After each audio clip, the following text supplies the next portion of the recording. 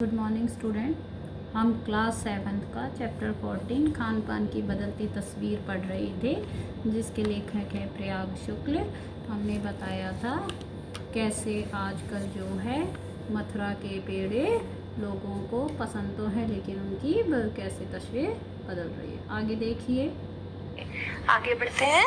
फिर मौसम और ऋतुओं के अनुसार फलों खाद्यान्नों से जो व्यंजन और पकवान बना करते थे, उन्हें बनाने की फुर्सत भी अब कितने लोगों को रह गई है।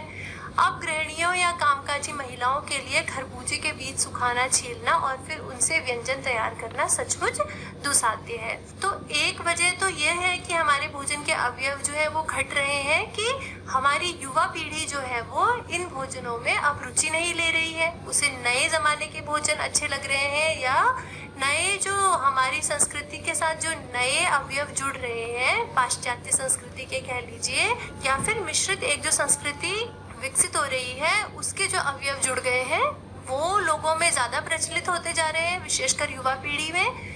और इसलिए क्या हो रहा है, पुराने व्यंजनों को लोग भूलते जा रहे हैं। और दूसरी बात क्या हुई है कि मौसम और ऋतुओं के अनुसार मिलने वाले जो फल और खाद्यान्न थे, जिनसे कि उसी विशेष समय पर कुछ विशेष चीजें बनाई जाती थी या खाने पीने का सामान बनाया जाता था, तो उन्हें बनाने के लिए अब गृहिणियों के पास समय नहीं है, क्योंकि वे भी काम करती हैं। सारी महिलाएं आजकल जो है वो सारी वर्किंग विमेंस हैं, सारी महिलाएं नौकरी करती हैं, काम करती हैं, तो उनके पास इतना समय नहीं है कि किसी विशेष समय पर मिलने वाले चीज़ों के वो कुछ विशेष व्यंजन बना सके। इसलिए भी व्यंजनों की संख्या कम हो गई है। जैसे खरबूजे के बीज गर्मियों में मिलते हैं, खरबूजा गर्मियों में मिलता है, और उसके बीजों को सुखाकर छीलकर उससे कई तरह की व्यंजन बनाए जाते हैं, बर्फी बनाई जाती है, और भी कई तरह के व्यंजनों में उसका उपयोग किया जाता है। लेकिन आजकल के महिलाएं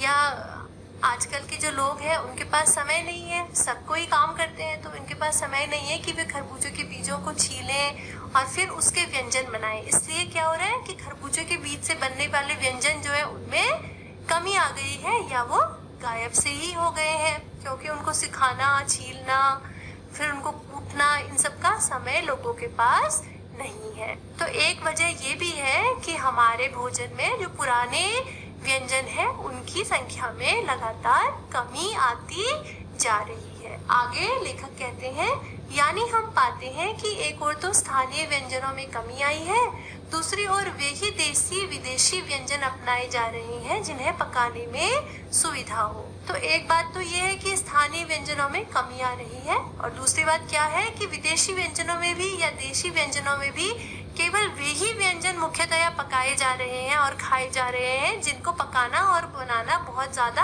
आसान है। अब अगर आप देखिए कि जो इडली बनाई जाती है उसको बनाने का तरीका बहुत कठिन है। पहले आप चावल को भिगाइए, फिर दाल को भिगाइए, फिर उनको अलग अलग पीसिए, फिर उसमें भी एक निश्चित अनुपात में दोनों को मिलाकर पीसना पड़ता है, फिर उसको खमीर उठाना पड़ता है, उसके बाद फिर तब जाके उससे इडली बनाई जाती है।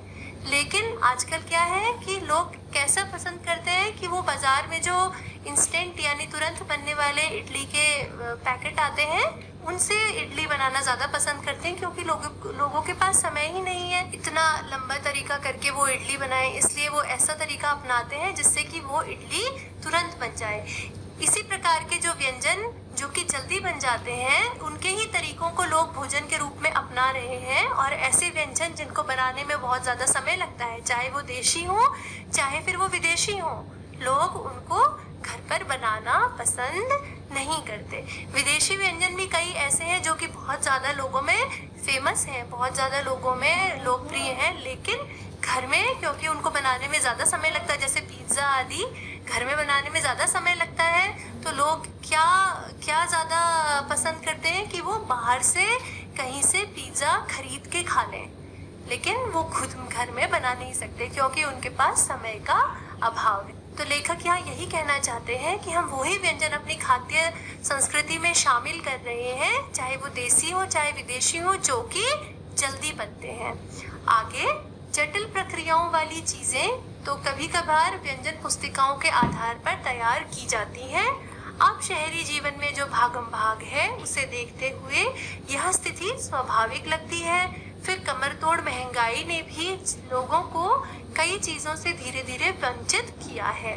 जिन व्यंजनों में बिना मेवों के स्वाद नहीं आता, उन्हें पकाने बनाने के बारे में भला कौन 4 बार नहीं सोचेगा।